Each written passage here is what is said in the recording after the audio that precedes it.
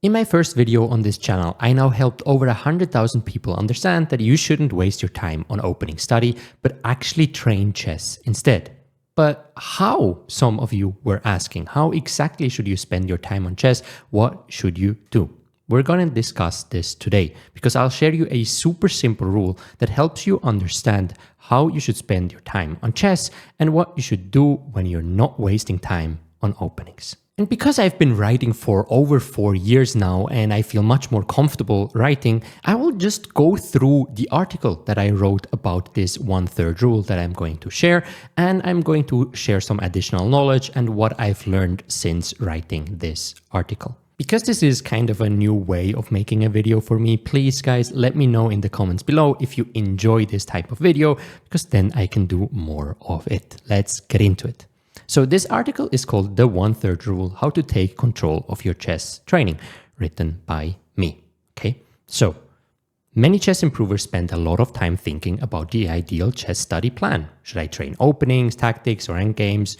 And how much of each is appropriate? You might frequently ask yourself, this is the step you get to when you're not just wasting time on openings all the time. In this article, I want to present a very simple method to guide you through these questions. I call it the 1/3 rule. Some people have said that the name is not perfect. I'm not very good at naming stuff. That's how people know it now, so I'm probably not going to change it. The 1/3 rule says that you should split your training times in 3 sections. That's the thirds, right? The first third will be improving tactical vision and calculation. The second third will be playing and analyzing your games. And then the third third will be split between openings, endgames, or positional chess, depending on your strength and weakness.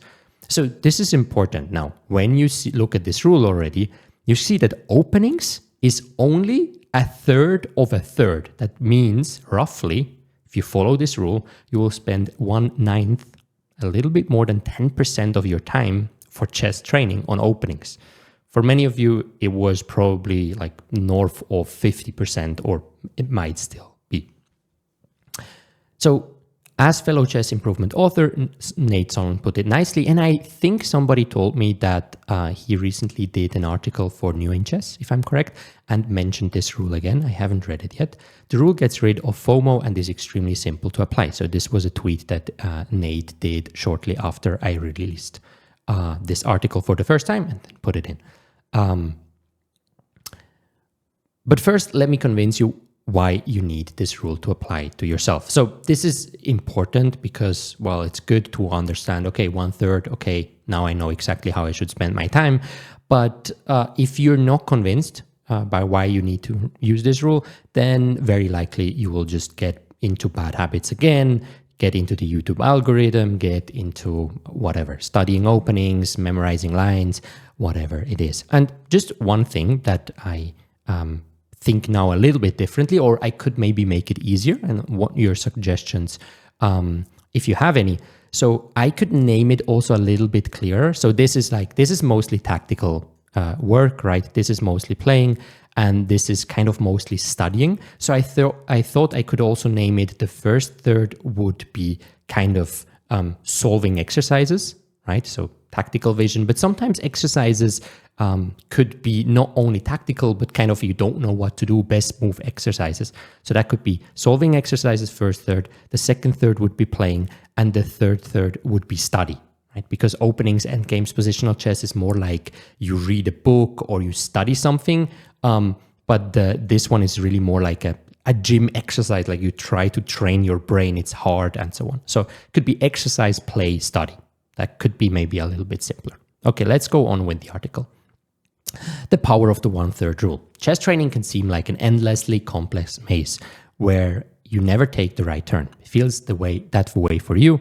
You will probably spend more time guessing what and how you should train than getting some good training in. So I've seen that with so many of my private students, my course students, my newsletter readers, just whoever I get in contact with to train chess, to help them train chess, is there so much thinking about, oh, what should I do? Which video should I watch next? And there's so little time actually spent training chess, which is the thing that will actually help you improve. So one of the biggest advantages is simplicity.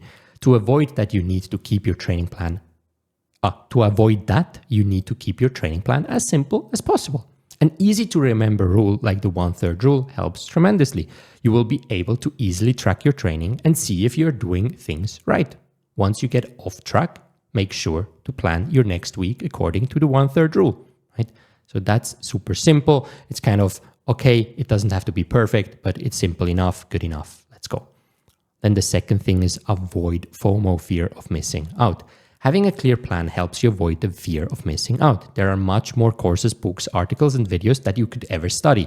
That especially goes for you guys watching this on YouTube, because YouTube is just filled with stuff, and mostly actually kind of bad stuff. If you are unclear about what you should train, everything new will look enticing. You will end up studying a little bit of everything, but nothing really well. This mostly leads to plateaus and procrastination. You might resonate with that. Thanks to the simplicity of the rule, you can quickly create a simple training plan and get going. Once you know you will solve 1 hour of tactics in this specific book on Mondays, you won't end up watching 10 different YouTube videos hoping you find the perfect one. So kind of this ties into something else that I teach a lot, is to have a written training plan. Super, super important, and they kind of go into each other. If you don't have a plan, you usually end up doing the things that are easiest and marketed the best. And marketing includes the clickbait titles and thumbnails, right? So you end up studying the stuff that is attracting you most, but mostly that isn't the stuff that actually helps you improve the most. So here, study what matters most thanks to the 1/3 rule. Improvement comes when you spend times on things that really matter. This applies to both tactical training and playing training games and analyzing them. Richard Teichmann, that was a chess master, he said it over a century ago, once said, chess is 99% tactics. It might be a bit overly simplified, but he is not far away from the truth. Most games are decided by tactics. According to the Woodpecker Method, a great book on tactics training, guys, wait before you order it, okay? I'll have something to say on the book. 42% of Grandmaster's games are decided by tactics. The lower the level, the higher the number rises. For players between 1800 and 2000 FIDE, already 72% of the games are decided by tactical mistakes. That was just an analysis they did on some games. Short side quest on the Woodpecker Method. I really like the exercises. I don't really, if you know what I'm talking about, I don't really like their method of kind of cycling and making it quicker and quicker and quicker. I generally like solving tactical exercises that are new, that need you to think through a new position and find a solution. Once we go to the beginner level, we might arrive at the famous 99% Richard Teichmann proclaimed. So tactics are extremely crucial. Why play games and analyze them? Well, if you want to improve your results, you want to be able to show your skills during a game. Solving an exercise is not the same as finding this tactic during a game. So you have the added pressure of the time, the clock running, the adrenaline, it's rated, you feel stress and so on. So it's always the closest or the exact thing of what you want to improve. If you want to improve your chess, you likely want to improve your results by playing rated games. So playing rated games is the best way to kind of see where your progress is at and train your thinking in the same circumstance. By playing and analyzing, you prepare for the occasion when it really counts. Yes, that was there. So as you will see later on, this process also covers all aspects of chess, not only tactics. You will improve your openings, find new positional ideas, and test your endgame skills. This all-in-one training makes training games so effective, but only if you really analyze them. So this is very important that whenever you play, right, if you play with good focus, you're actually training every single part of your chess. You're training how you manage your time. You're training decision-making. You're training your opening. You're training everything, right? Tactics. Everything is getting trained when you play and analyze. But the analyzing part is so important because otherwise you just, play and you might play wrong. You might make mistakes and you don't even realize it. And then these mistakes compound. So you want to play and then look at the games and say, okay, how can I do better? What was going wrong? How can I improve in the future? And then here we have restrict your opening works. Most chess improvers spend way too much time on openings. This is only part of your fault. That's what I talked about in my first video, right?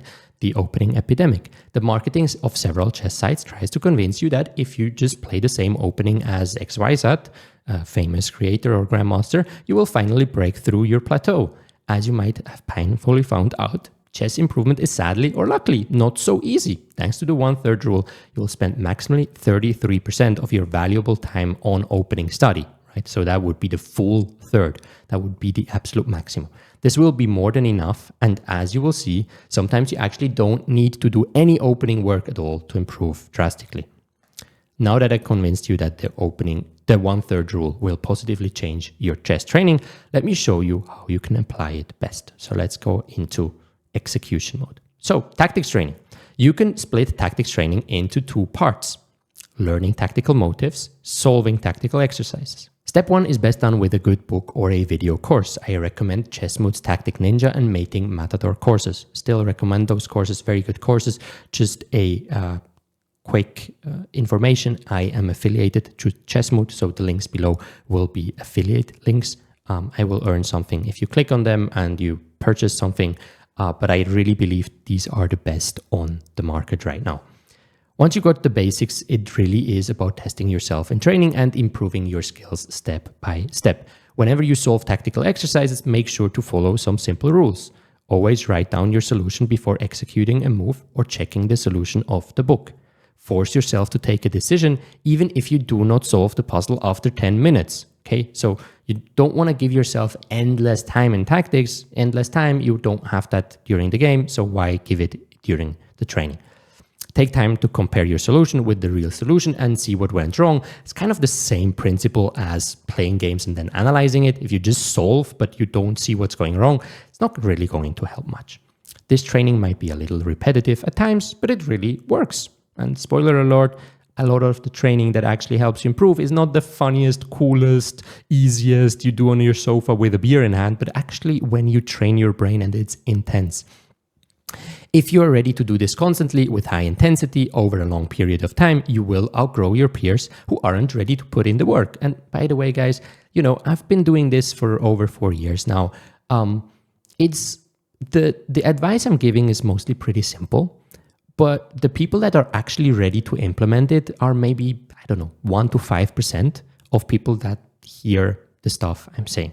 So if you're really just ready to do the work, you will improve more than so many others, not because you have more knowledge, but just because you're ready to say, okay, I'll put that knowledge to work. That's just basically, if there was any secret to chess improvement, it's like just do the stuff, right? That's it.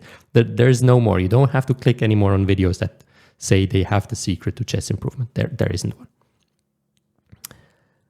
So chess improvement is not complex. It is just sometimes hard and not super fun. This is why only a few will break through their plateaus and the mass is frustrated without much progress, right? So first of all, you need to learn that there is no secret. There is no kind of next YouTube video that will solve all of your problems. And then you just need to be ready to sit your butt down and actually do the work. For more on tactics training, I have an article, The Best Chess Tactics Training, that goes into, I can link it below the video, that goes more into how to actually solve the puzzles and so on. If you are 1800 plus rated, you can slowly add some calculation training into the mix. The positions get harder and you can spend up to 15 minutes for each position, especially if you're playing over the board chess, okay?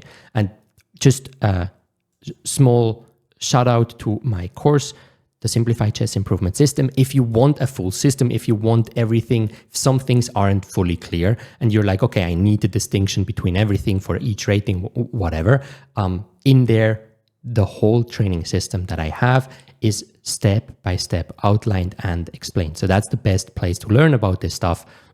Also linked below, you can check it out. So playing and analyzing, please read the following paragraph very carefully. I will try. If you do this wrong, you are likely wasting your time. But if done right, you have fun and a very effective training session. Whenever we play, we need to ensure that we avoid tilt. Very important. This was, I think it was one of the first, or maybe the first article I've ever written, like in March 2021. Tilt is the worst possible outcome of every training session. It does not only cost you rating points, but also self-esteem and motivation. This is super important. So here are some quick tips on how you can avoid tilt. This is really the most important one. Play only when you're fresh. Define the number of games that you play before start, and take a break after a big blunder or losing on time. If you want to know more, go check out my article on avoiding tilt. And by the way, guys, you can just go on Next Level Chess. You see here, right? nextlevelchess.com. Then you can click into articles, and there is a search bar. So if you need, something on a topic, I have written over 200 articles. So likely there is something. So you just search tilt, or you search how to analyze your games. You search whatever you want, you will find it. I will slowly bring these things to YouTube as well. But yeah, it's there. So go surf yourself if you need to find something. Where were we? Okay, now we can get to the more deep stuff. What time control should I play? The time control depends on your focus on chess improvement and your current level. Do you want to excel in classical games, mostly over the board, rapid or blitz games? And guys, many people tell me, I want to improve in everything. Okay, I get that. But you should have one time control that you care most about, because your training will be around this time control. For many people, it will be rapid online. Right? That's kind of, I always use the chess.com rapid as kind of a benchmark for rating, because that's the time control that most people play. You kind of have enough time to think. You don't have to set aside 2 hours as for a classical game. Many people don't even have clubs around them, so they don't play over the board. So rapid is kind of the thing I generally focus on when I give generic advice. But the stronger you get, usually over the board classical gets more important. And then for some people, also blitz is important, but blitz is seen from myself only a training tool when you're very, very strong. So if you're a Grandmaster, you can use blitz as a training tool. If you're 1200 rated, blitz will probably just overwhelm you and confuse you, and is not really a training tool, maybe just for fun. Okay, here are some guidelines to help you decide on a good time control. Oh, I just waffled and there would have been everything written here. Okay, beginners should avoid faster games than 5+3. You need time to think through your decisions. That's what I was saying. If you train for classical games, start out with rapid games. The quicker the time control you want to excel in, the quicker the training games. Training games should never be quicker than 3+0. This time control is only suitable for masters. So basically, I still have the same opinion. I think I wrote this like 2-3 years ago, but still very much the same. To go more in depth, you can check out an amazing article by Grandmaster Avet Gregorian. I think it was on, what was it on? Oh yeah, which time control you play, I think. So you will see all the links. If you just go to the same article, you can find the same links. So how should I analyze my games? Okay, guys, I've been promising a video on this. It's slowly coming, it's in the works, but here is a quicker version of it. The analyzing part is where you really get the improvement. I'm aware that many chess improvements don't really analyze their games. If you just start out, you should try to keep it as simple as possible and improve over time. Spoiler alert, as simple as possible means, but doesn't mean using the game review on chess.com or the Lichess, the analysis tool. I really don't like them. They are not really helpful for you. I will make a video about why this is the case, but just take that as a kind of cautious approach. If you're using those tools, kind of tricky. You first need to build the habit of always analyzing your games before you master the analyzing part. After you played your set of games, 2 to 6, depending on the time control, you go through every game and look out for a few critical moments. Okay, so instead of going through every single move and it's super complex, super difficult, you get overwhelmed, you look out for a few important moments. End of opening theory for you. What was the first move out of theory and how would you play next time in the same position? And then crucial mistakes. When did the engine show a huge swing that decided the game? Especially in blitz, anything below a difference of +2 is not huge and negligible at the beginning. If you're FIDE Master Plus, congratulations. If you are, you can be a little bit more strict. And in general, the lower rating you have, the higher the gap of the engine needs to be for you to be a meaningful mistake. Right? If you just start out, +2 swings are even not meaningful. Right? It's probably a like 5 or 10 point swing of the engine that will actually decide the game. That's it. By keeping it that simple, you really don't have any excuses anymore. I'm watching you. You can learn more in my article on analyzing blitz games, or if you play over the board classical chess, or my game analysis process for those games. So those are articles you can also check out. Again, in the simplified chess improvement system, I have all of these things also structured out. How do you analyze your games? To which level do you analyze it? How? And so on and so forth. So how to decide the third? So this is a question that often comes up. It's like, okay, the first third is very clear. The second third is very clear. The third is endgames, positional play, or openings. What am I doing with that, right? So to keep it simple, if you want to make sure you only study one of the three at a time. So instead of saying, I do 10 minutes this, 10 minutes this, 10 minutes that, I recommend that you focus on one thing for a week, for a month, and then you cycle them. Remember, a chess training plan only works when you really put in the work consistently. So how do you decide what is most important at the moment? First, ask yourself if you have the basics covered on all of them. If there is a huge skill gap, then start working on your biggest weakness. I know it is more fun to work on things you're already good at, but from a chess improvement standpoint, that doesn't really improve your game. But again, this is what nearly everyone does, and it doesn't work that well normally. So take the courage and look your biggest weakness straight in the eyes. Then choose a good resource and start working on that part. Once you finish this resource, you can re-evaluate and go to another section. Attention opening freaks. Here we are again. Do not neglect both endgames and positional chess completely. You will do the most essential opening work when analyzing your own games. The rest can wait for a while, I promise. And just a cautious note here again. When you think about openings, you will never be at a point where you feel like you've done it all. You completely remember everything. You know all the lines. You couldn't add something else. Like, I've been a professional chess player for 6 years and a Grandmaster for 4 of those. And I never had the moment where I said, okay, I remember everything I should remember in a game. I feel my repertoire is wide enough. I understand every single position. This moment will not come. So if you're trying to get to this moment by just saying, I'm doing openings until I get to this moment, you'll never get to this moment. You'll never get to endgames. You'll never get to strategy. The key is kind of understanding, do I know the absolute most important things of openings? And this will be shown in your games. If you're not losing out of the opening, the answer is yes to that. And then you can just say, okay, I can just learn a little bit more when it's time for openings, but I don't have to know it all because I will never get there. Again, really keep it as simple as possible by only doing one of the 3 mentioned sections. This is also very important if you're having an opening course, okay? So let's say you have an opening course and you are on a website like Chessable that offers this spaced repetition, this kind of constantly bringing you back to the homepage and saying every day you need to repeat something. I highly recommend to throw that out the window. Never do that, okay?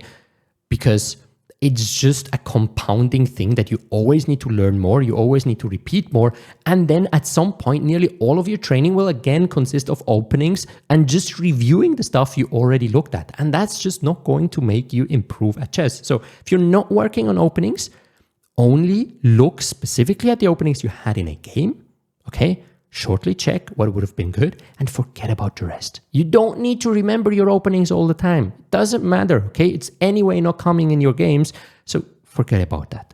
If you want real improvement in chess, you need to learn to say no to many things. That's so important, maybe the most important skill.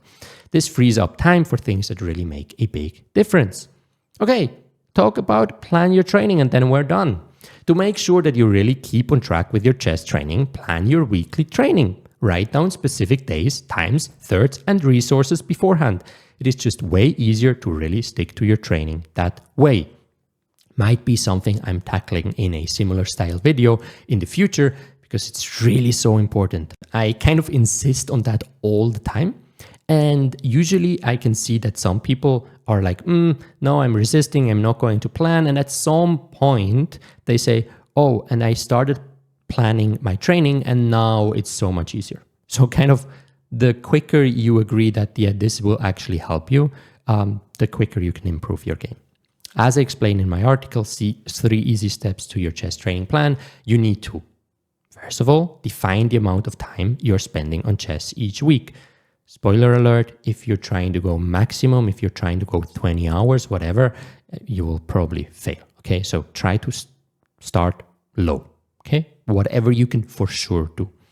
Reserve specific time slots for chess. For example, Tuesday, 3 to 4 p.m. instead of 1 hour on Tuesday. If you say 1 hour on Tuesday, you likely push it out until the evening and then you're tired and you don't feel like it and it's cooler to just watch a video and then you won't do it. And then define what exactly you will work on. Okay, so be very clear. The idea is that when you're sitting down, when you're saying, okay, it's 3 p.m. now and I'm doing chess, there is no more question. Okay, the more questions there still are, the more something can get in the way, you're not doing your training. So it should be lead chess puzzles, 30 minutes solving, 50 minutes solution checking, right? So you know where to go, you know what exactly to do. Maybe you're even writing down what is the difficulty of the puzzles I'm solving, so it should be very clear. For example, if you're working with a book, what you can do is just to have the book already open on the page where you start solving your exercises, okay? You're saying, I'm doing this one page, and then I look at the solutions, and I compare what I wrote down with the solutions, and like this, I'm actually doing it. The less friction there is, more likely you're actually going to train. Now it's time to train and improve. Apply the 1/3 rule to your chess training and take your chess to the next level. This is a new way of doing videos, so please let me know in the comments below. Did you enjoy it? What can I do better next time? Which article or which topic can I tackle this way? Make sure you implement the 1/3 rule and make sure to like the video if you like the video and subscribe to the channel to not miss any future videos. And that's it from me. See you next time.